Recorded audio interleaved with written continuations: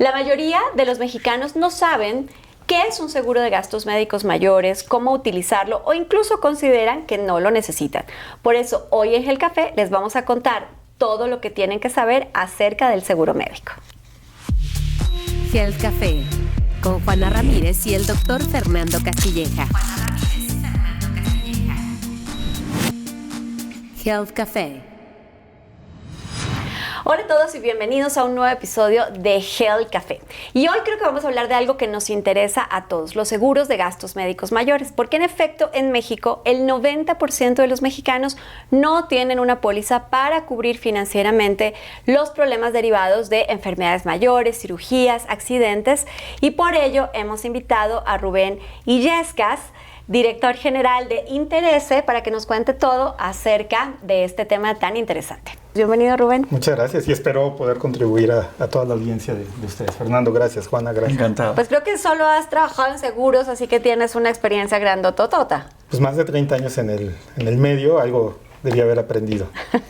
Pues muy bien, yo creo que tienes mucho para contarnos. Oye, hay un tema importantísimo que tiene que ver con el gasto en salud en general. Resulta que más de la mitad del gasto en salud en México es gasto de bolsillo. Y eso significa pues una cantidad de dinero muy grande para el grueso de las familias.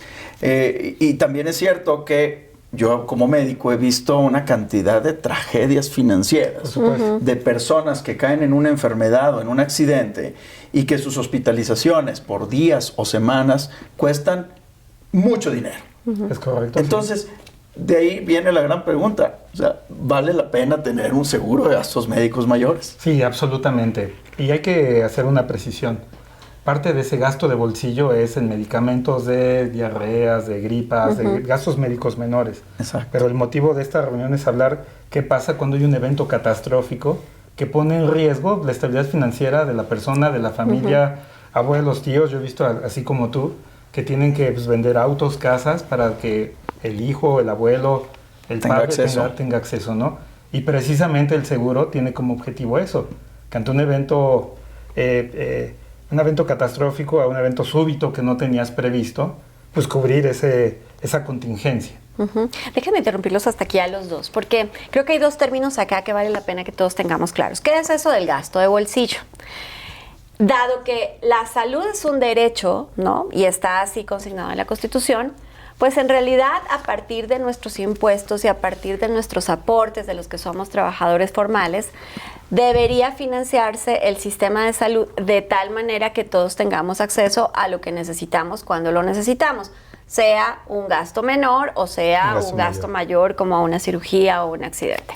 Sin embargo, pues ya hemos hablado ampliamente en este espacio de las dificultades financieras que ha tenido el sistema derivadas de la pandemia, pero también derivadas de ciertas decisiones que han dejado a una muy buena parte de la población sin apoyo. Entonces, eso hace que, pues como resultado, pues metamos la mano al bolsillo literalmente para pagar medicamentos, para pagar consultas, para pagar estudios clínicos, y cuando se presenta una eventualidad como estas, pues también para pagar esta serie de atenciones mayores derivadas de diagnósticos complejos, ¿no? Entonces, creo que de eso estábamos hablando. Y otra cosa que me parece importante que tengamos presente, que luego a la gente no le queda muy clara, es que las aseguradoras que tienen productos de salud siguen siendo empresas financieras que van a dar un soporte económico a la atención de una enfermedad. No son instituciones de salud. Absolutamente.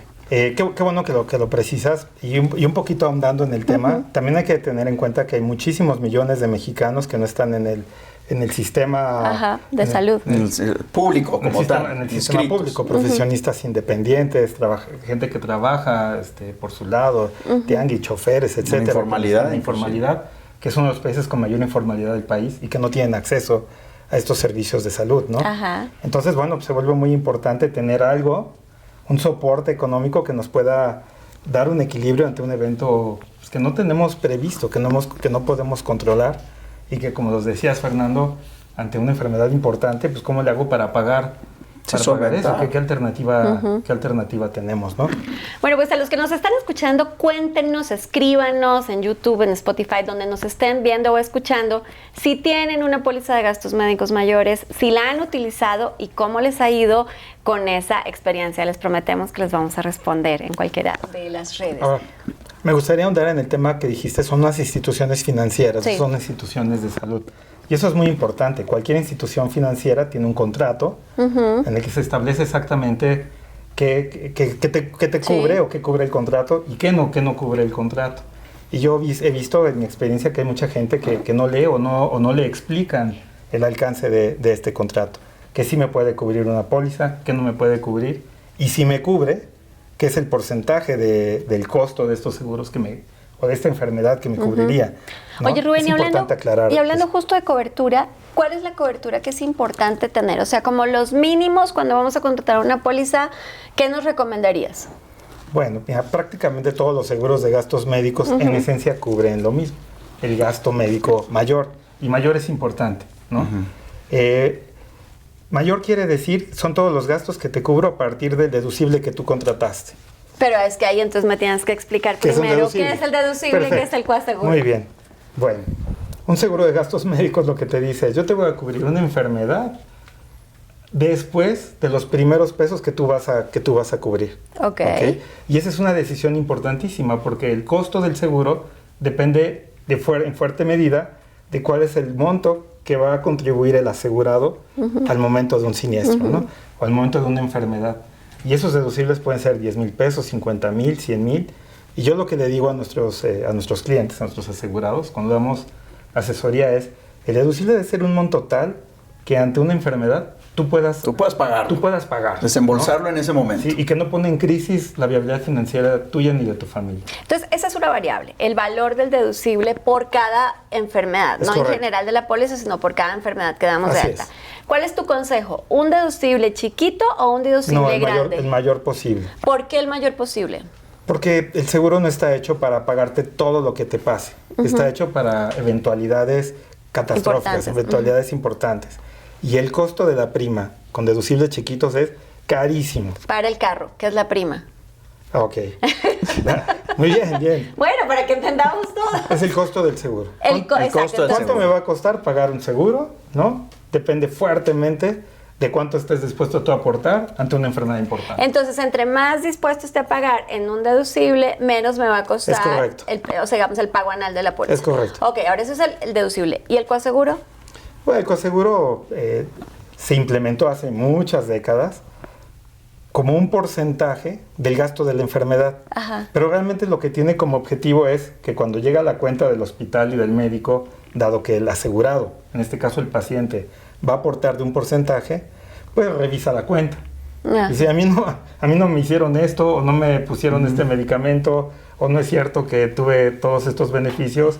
Hospital, como yo pago el 10% de esto, necesito que lo revise. Se vuelve un auditor de Un los sistema de gastos. control. Se vuelve un sistema de control en donde el aseguro participa del costo total de la enfermedad. Ok, antes de darte la palabra, Fer, disculpa, es que creo que es un punto que a mí en lo personal todo el tiempo me preguntan los pacientes porque uno no se entera de cuáles son las condiciones de su póliza hasta que la usa. Entonces, quiero repetir lo que me acabas de decir para asegurarnos que te entendimos. A ver, Entonces, sí. el deducible es un monto único que vas a pagar por cada enfermedad que tengas registrada en el seguro, ¿sí? Sí, en su mayoría sí, es que hay planes que son diferentes, pero la digamos que la inmensa mayoría generalidad. son así. Ok. Sí. Y una vez que cubro el valor total de ese deducible, no tengo que pagar nada más a lo largo de la atención de la enfermedad, aunque aquella enfermedad dure años. ¿Es correcto? No, A ver. es que también hay otros elementos, hay gastos no cubiertos, Ajá. gastos personales, De acuerdo. hay diferencias en tabulador. De acuerdo. en fin. Ahorita entramos al tema de Pero coberturas, pero digamos, el deducible una vamos a definición decir un monto puede y ser lo así. vamos a pagar. Y luego el coaseguro es un montito, Es un porcentaje de la es factura. un porcentaje de la factura que voy a pagar Sí. siempre. Sí, generalmente tienen topes. Ok. Pueden ser 30, 50, 70 mil pesos. También de eso depende el costo del seguro, la prima. Sí. ¿no? Pero lo que busca el seguro es, los primeros pesos los pagas tú. A partir de ahí te cubre el seguro. Y de lo que te cubre el seguro, tú participas en un porcentaje, generalmente el 10%, Ya. topado un monto, generalmente 50,000 pesos. Ya, es que cuando se citan estas cifras parecen muy altas, pero cuando las contrastas con el costo de las enfermedades, pues resulta ser muy pequeño respecto de una cirugía, respecto a un tratamiento de cáncer, ¿no? Una cuestión que a mí frecuentemente me toca ver con pacientes en la vida real es que quieren utilizar su seguro de gastos médicos para cuestiones muy pequeñas. Sí. He visto casos donde llegan y la niñita o el pequeñito se cayó y se hizo una cortadita de 3 centímetros en la carita o en la frente y hay que suturarlo. Y entonces el asegurado busca que la compañía de seguros cubra ese accidente. Pero resulta que por alguna circunstancia el seguro no lo cubre. ¿Por qué? Porque le pide, no, se tiene que quedar internado. Pero ¿por qué se va a quedar internado un chiquito con una herida de 13 centímetros? Entonces se pagó por reembolso. ¿De dónde vienen estas condiciones? Y me lleva a la siguiente pregunta, ¿qué es un seguro de gastos médicos mayor y un seguro de gastos médicos menor? O sea, ¿cuándo sí vale la pena ir a que alguien me cubra las tres Sí, que lo suturitas? citaste al comienzo, pero que no. Sí, como que no lo fíjate aclaramos. que eso lo determina el deducible, el monto del deducible. Si tú contratas un monto deducible de 5,000 pesos y esas suturas para Salen ese 15,000. niño salen 15,000, ya procedió tu seguro. Ya. Si el deducible son 15,000, pues no estuvo cubierto. Y si tienes un deducible de 80,000, pues ni No, se te ocurre ponerlo. A ver, mi mamá tiene un seguro que tiene un deducible de más de 100,000 pesos y ella se queja todo el tiempo. Ya no lo voy a pagar porque todos mis gastos son menores de 100,000. Yo lo que le digo, madre, si algún día toco madera y espero en Dios que no, pero si un día llegas al hospital y hay un tema muy importante de salud, por ejemplo, citaste tú, un cáncer, un problema cardiovascular, Una cirugía cardíaca, una fractura de cadera. Vaya, no lo has mencionado, Fernando, pues pueden ser millones de pesos. Claro. Una terapia intensiva en un hospital privado pueden ser millones de pesos. Y eso sí pone en peligro la viabilidad financiera, en este caso, de su hijo. No, y Hay que asegurar. nosotros lo hemos visto este tema tan complejo desde la óptica, no nada más del paciente, sino del médico. En muchas ocasiones los médicos, cuando tenemos el respaldo de un seguro de gastos médicos que cubre a un paciente, haces lo que tienes que hacer. Y a veces te dicen, ¿sabes qué? No hay recursos. Entonces, pues rascas y buscas y no es la mejor calidad de la atención la que le brindas a un paciente. Ahora hablabas del tema de las exclusiones. ¿Qué es eso de las exclusiones y cuáles deberíamos aceptar y cuáles no deberíamos aceptar? Como yo les mencioné, es una institución financiera y es un contrato. Entonces no es como que tú decidas que no te va a cubrir o qué exclusiones tiene el seguro. Pero para no hablar de una por una, está muy fácil. Si yo quiero contratar un seguro y ya tengo una enfermedad previa o alguna condición médica previa, no lo cubre el seguro. Es decir, no te cubre lo que ya tienes. El segundo gran bloque de exclusiones es lo que tú te provocas. Entonces, por ejemplo, el uso de drogas, contiendas de velocidad, cosas que generan un riesgo altísimo, no están cubiertos. El seguro dice, no te voy a asegurar porque tú eres una persona de muy alto riesgo. Y entonces no hay lana que alcance. Y el tercer bloque de exclusiones, también son varias, pero se engloban en lo que médicamente, no hay evidencia científica que médicamente justifique su uso. Es decir, cosas experimentales o cosas que aún no estén autorizadas por las principales instituciones de salud del mundo. ¿No? Entonces, lo que ya traías, lo que te provocas o lo que está en duda si funciona o no. Y en las tres puede haber las líneas grises donde muchas personas dicen no es cierto, sí, en fin, pero es muy claro el contrato. Ya. Pero, a ver, últimamente hemos visto cómo hay cosas que tienen evidencia científica, como los estudios genéticos o las terapias génicas, y que empiezan a aparecer como exclusiones en las pólizas o en las renovaciones.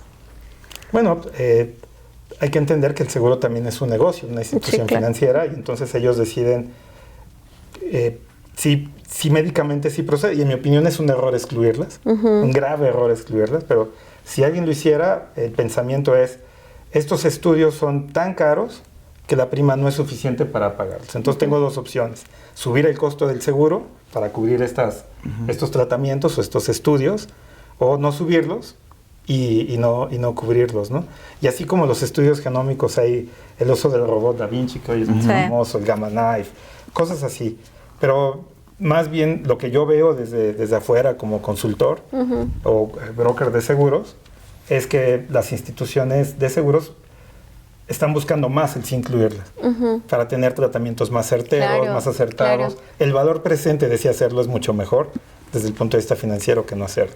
Así es. Bueno, si están revisando su póliza y encuentran que tienen exclusiones, cuéntenos de qué se trata, háganos las preguntas necesarias. Y si ya han solicitado algo y les han hecho un rechazo, también cuéntenos para que compartamos esa experiencia. Una parte importante es cómo seleccionar la póliza apropiada para mí y mi familia. ¿Qué aspectos prácticos debemos darle a nuestra audiencia, a aquellos que están pensando hoy en adquirir una póliza de gastos médicos mayores? ¿Qué cosas se tienen que llevar a la cabeza para poder decidir correctamente lo que aplica para cada uno de ellos? Muy bien, Fernando. Bueno, casi todos los asesores, agentes de seguros y brokers, lo que te van a recomendar es, en caso de una enfermedad tuya o de tu familia, ¿a qué institución hospitalaria irías? ¿O a qué instituciones hospitalarias? Un costo muy relevante de los planes de gastos médicos depende a qué hospitales vas. ¿Por qué? Más o menos el 65% del costo total de los siniestros es el costo hospitalario. Entonces, si tú vas a hospitales, llamémosle más caros o menos caros, la prima del seguro, el costo del seguro, puede variar de manera importante. La segunda variable es, ante una reclamación, ante un siniestro, ¿cuánto dinero estás tú capacitado para pagar? Un accidente de tus hijos, una enfermedad importante, el famoso deducible, ¿no? Y el tercero es, ¿cuál es el honorario médico que tú quieres que la póliza te pague? Y aguas ahí, porque puede haber médicos en el hospital que tú elegiste con un tabulador que no está alineado y entonces la póliza va a ser un problema. Pero algo que nadie les va a decir es que una vez que tú ya elegiste la compañía de seguros y el plan, esa póliza la vas a renovar año con año. Y a lo mejor en el año 1 la decisión que tú tomaste era la económicamente más óptima, pero a lo mejor la curva de crecimiento de primas de esa compañía es mucho mayor que otra. Entonces te tienes que fijar si yo me voy a casar con esta compañía y este plan, ¿cómo va a crecer la prima en los siguientes años? Porque algo muy importante que todos deben de saber es que todos los años la prima del seguro crece en función de tu edad. Así es. Y de la inflación médica. Sí, que es superior a la inflación del país. La inflación médica en los últimos 20 años ha sido 2 o 3 veces la inflación del país. Así es. Entonces, sí es una decisión bien relevante. Y la última es que no todas las aseguradoras tienen la posibilidad de bajar tu plan. Porque muchos dicen, oye, hoy pago 100% y si tengo un problema económico, pues bajo mi plan. Bajo hospitales, subo deducible, ¿no? No todas las aseguradoras pueden y es increíble. No todos tienen esa flexibilidad. Tienen esa flexibilidad y es algo muy importante que tú debes de preguntar al contratar un seguro. Yo le he dicho a mucha gente que es muy probable que si se sentaran a hacer la cuenta de cuánto pagaron en gastos, les hubiese salido mejor, en muchos casos, contratar una póliza. En términos generales, porque sé que te estoy haciendo una pregunta difícil, más o menos, ¿cuánto vale una póliza más barata y cuánto vale la póliza más costosa para un adulto promedio de 45 años? 40, 45 años. Pues esa persona puede pagar la va muy barata, 30, 40 mil pesos. Anuales y muy cara, más de 100 mil. Pero la pregunta creo que debiera de ser para una familia tipo mexicana, exacto, de una mujer de 40, un hombre de 42, 2 hijos adolescentes. Esto puede ser tremendamente oneroso, más de 100 mil pesos. Y entonces ahí la pregunta es, ¿los productos de gastos médicos mayores que están en el país están hechos para el grueso de la población que necesita estos servicios? Y claramente no. Hoy el seguro existe para el nivel socioeconómico A, el B, y algunos de C+. La gran pirámide de la población hoy carece de productos que les permita a ellos adquirir, y es un gran reto de la industria aseguradora. Yo tengo una pregunta todavía adicional que hacen los pacientes. ¿Hasta qué edad vale la pena adquirir un seguro? Es decir, yo tengo 40 años, tengo 50 años y no estoy asegurado, pero quiero hacerlo. ¿Vale la pena? ¿O ya me hago mi ahorrito y con eso vemos qué pasa? Mira, si lo vemos en términos de apuestas, de volados, ¿no? ¿Cuál es la probabilidad que yo me enferme de algo importante mientras más grande soy? Mayor. Sin duda. ¿No? Entonces me parece que la pregunta debería ser al revés. Dado que ya estoy grande, híjole, debo de estar asegurado porque si no, me voy a meter en un problema ante una enfermedad importante. Claramente cuando estás joven estás sano y generas primas baratas, ¿no? Costo del seguro barato, Sí. pero el momento más crítico es después de los 50, en mi opinión. Y sí, puedes tener deducibles muy altos, hospitales muy acotados, etcétera, pero sí tener seguro. Oigan, yo creo que es un tema súper interesante que nos interesa a muchos, pero el tiempo se acabó. Pero antes de irme, quisiera pedirles en un tuit una recomendación para la gente que está pensando en contratar una póliza de gastos médicos mayores. Rubén. Piensen en alguien cercano a ustedes, a sus familias, a sus amigos, que haya tenido un problema de salud importante y haya estado en el hospital, y pregúntenles cómo solventaron ese gasto. Si les dicen que entraron en un problemón y ustedes no tienen un seguro, es momento de evaluarlo y contratarlo, sin duda. Fer. Considérenlo una inversión. O sea, no es un gasto. Es una inversión que realmente no quieren usar. Exacto. Pero cuando la necesitan, van a querer que esté ahí. Bien. Y mi recomendación es, si tienen dudas acerca de las pólizas de gastos médicos mayores, escríbanos, que aquí estamos en Gel Café para contestar sus dudas. Fer, ¿dónde te encuentran? Como Fernando Castilleja en todas las redes. Rubén, muchas gracias por acompañarnos. Encantados de estar con ustedes. Y yo soy Juana Ramírez. Nos vemos el próximo miércoles para hablar de salud aquí en Gel Café. Gel Café con Juana Ramírez y el doctor Fernando Castilleja. Qué bueno. Health Café.